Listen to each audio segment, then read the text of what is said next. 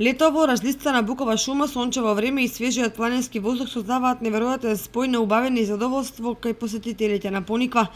Тука, во срцето на ова планинско туристичко место, е лоциран еден од гостителските капацитети кои се повеќе привлекува туристи од Скопје и другите градови во државата. Меѓутоа, доволно е да се излезе од ресторанот и една мала прошетка да ви го открие негативниот реваншизам на човекот кон природата. Преку патот на мотелот Етно Караула, некогаш познат како Изгрев, низ буковата шума расфрлани гајби и шишиња од пластика и стакло, изложена количка, ким, кеси и што ли уште не.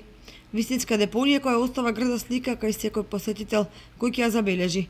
Призорот да биде уште поград предонесуваат неподносливата реја која тука се шири, најверојатно од отпадните води од кујната кои се спуштаат близу објектот.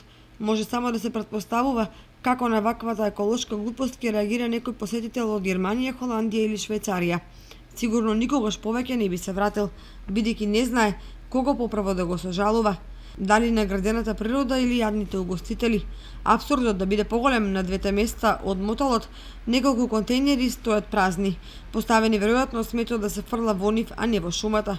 Овој пример е само уште еден од низата кои потврдуваат дека туризмот не е само тоа што ќе се послужи во ченијата, туку секој, особено пробирливите, бараат комплетно уживање без непријатности.